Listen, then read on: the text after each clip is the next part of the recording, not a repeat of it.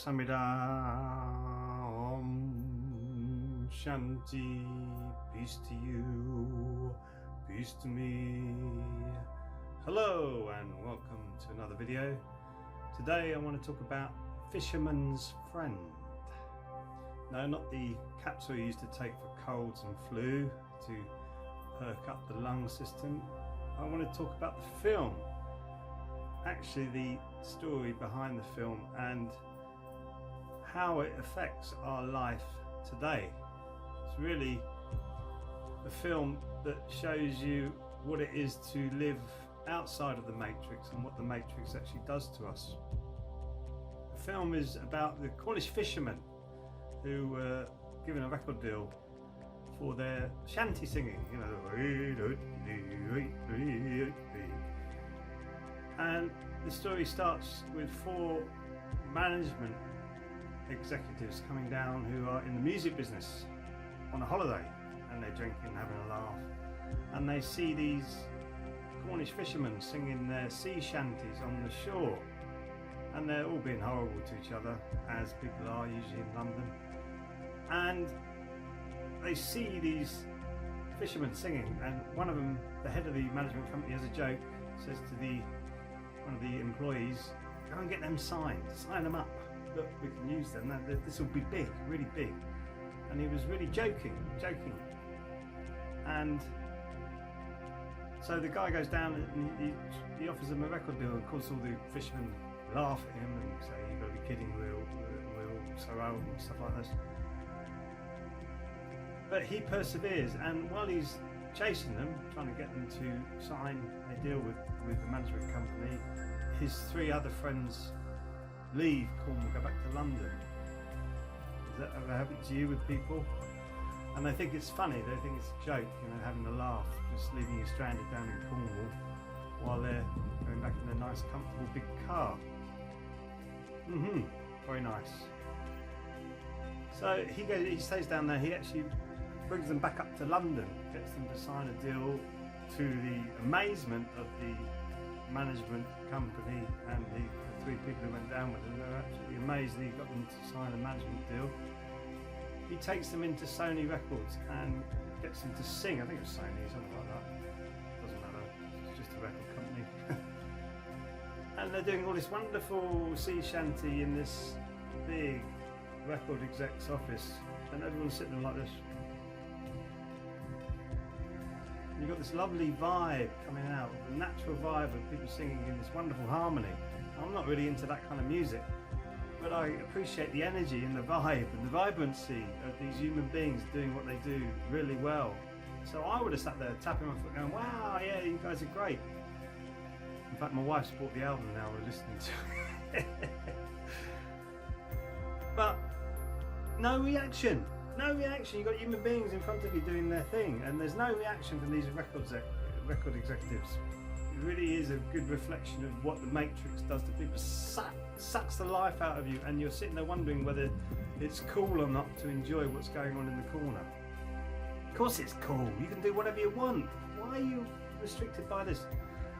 So that's part of this story.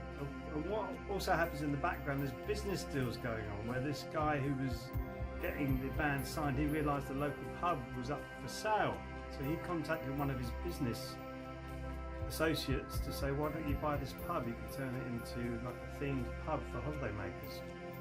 So he goes in the background without telling anybody, he's getting the pub sold to this big tycoon type guy who's not really interested in the local community, but he wants to make money. Of course.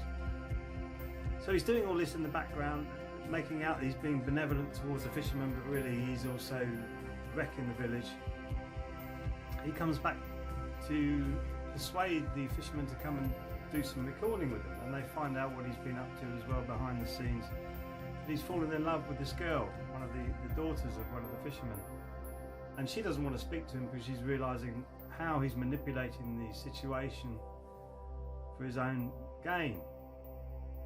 Now, what struck him was very profound inside him. He realised he'd actually been in with a group of people who were a community, actually happy with the camaraderie and the cooperation, that they were working together for a common goal. Not that I agree with fishing because I'm a vegan, but they were happy and doing what they needed to do as a community.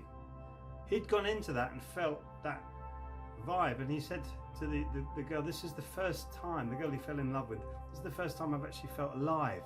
I've actually felt something real is really happening. All this matrix living up in London, it's not real, it's like an illusion. So he went back and bought the pub to give it back to the community. He sold everything in London and went back to the community, and he did his best for this, the Fisherman's Friend. He took them out on tour, and there was many problems that they had on tour, but that's not really the essence of this. Yes, the essence of this is really him realizing how shallow his life is, how empty it is, just finding something, manufacturing it, and then chucking it out to make money on it. And also how you have to enclose yourself, worried about what other people think, because you're in this this matrix that people look at you and go, oh, what do you think you're doing? Why are you enjoying yourself? Are you crazy? No, you're just having fun. Let yourself go. So being amongst that crowd, he could be himself. He was his true self. He could express his feelings in a more natural way, rather than having to be contrived and have to think about everything that you do, using your intellect rather than your intuition, using your head, all the noise in the head coming out rather than in the heart. So it was a really, really touching film for many different reasons, but it did show you the divide between this new matrix that's being formed around us and community living that we used to have.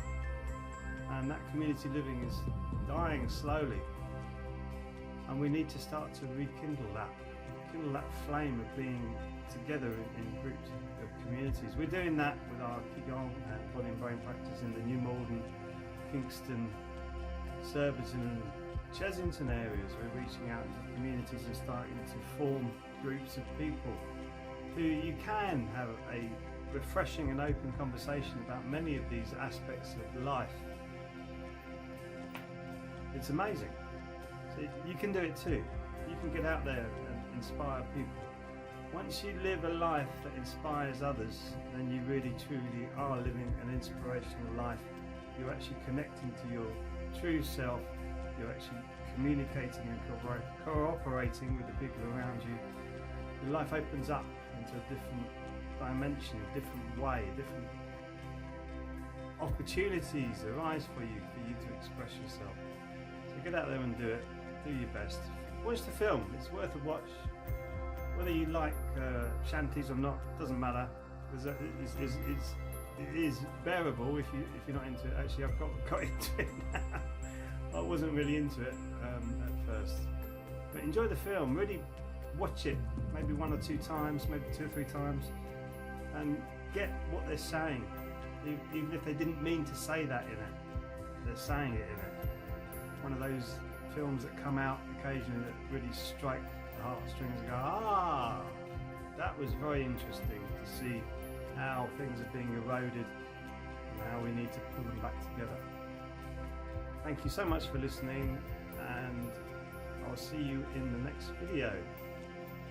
Sarang Hamida.